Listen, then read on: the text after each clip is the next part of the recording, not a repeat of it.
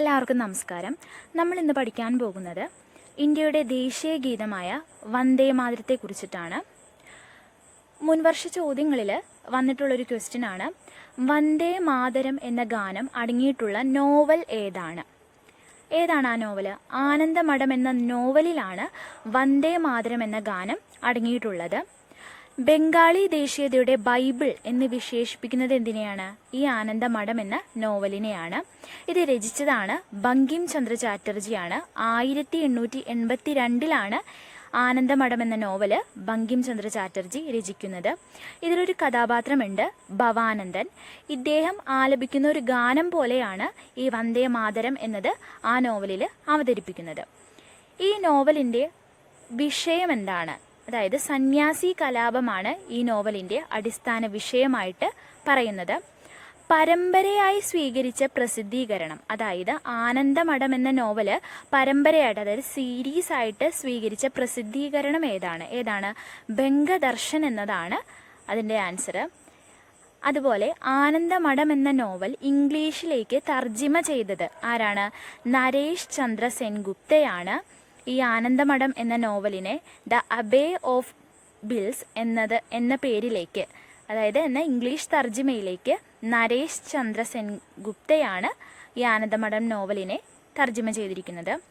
ആനന്ദമഠം എന്ന cinema direct ചെയ്ത, അല്ലെങ്കിൽ ആ സിനിമയുടെ സംവിധായകൻ ആരാണ്? അത് ഹേമന്ത് ഗുപ്തയാണ്. 1952 ഈ സിനിമ ഹേമന്ത് ഗുപ്ത സംവിധാനം ചെയ്യുന്നത്.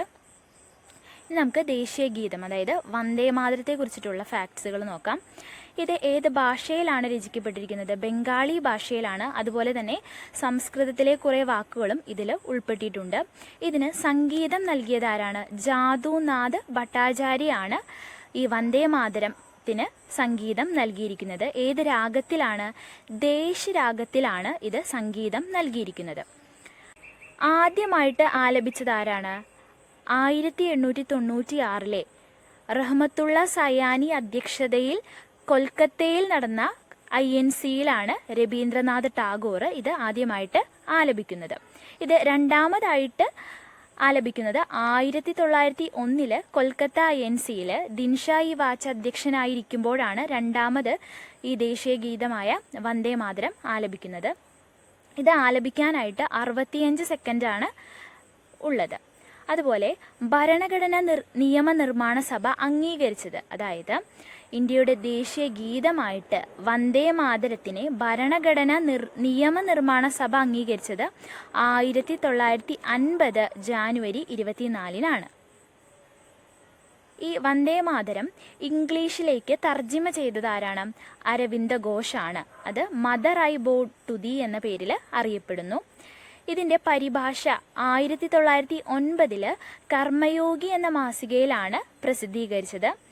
ബംഗാളിൻ്റെ ദേശീയ ഗീതമെന്ന് അരവിന്ദ ഘോഷ് വന്ദേ മാതരത്തിനെ വിശേഷിപ്പിച്ചു. അതുപോലെ നമ്മുടെ ദേശീയ ഗീതം തമിഴിലേക്ക് തർജ്ജിമ ചെയ്തതാണ് സുബ്രഹ്മണ്യ ഭാരതി. ഈ ബങ്കിം ചന്ദ്ര ചാറ്റർജിയാണ് ഈ വന്ദേ മാതരം രചിച്ചതെന്ന് നമുക്കറിയാം. നോവൽ എന്ന സാഹിത്യ രൂപത്തെ ഇന്ത്യൻ ദേശീയതയ്ക്കായിട്ട് ഉപയോഗിച്ച ഒരു എഴുത്തുകാരനാണ് ബങ്കിം ചന്ദ്ര ചാറ്റർജി. അദ്ദേഹത്തിൻ്റെ ആദ്യ കൃതിയാണ് ദുർഗേശ നന്ദിനി. പ്രധാനപ്പെട്ടൊരു ക്വസ്റ്റ്യനാണ്.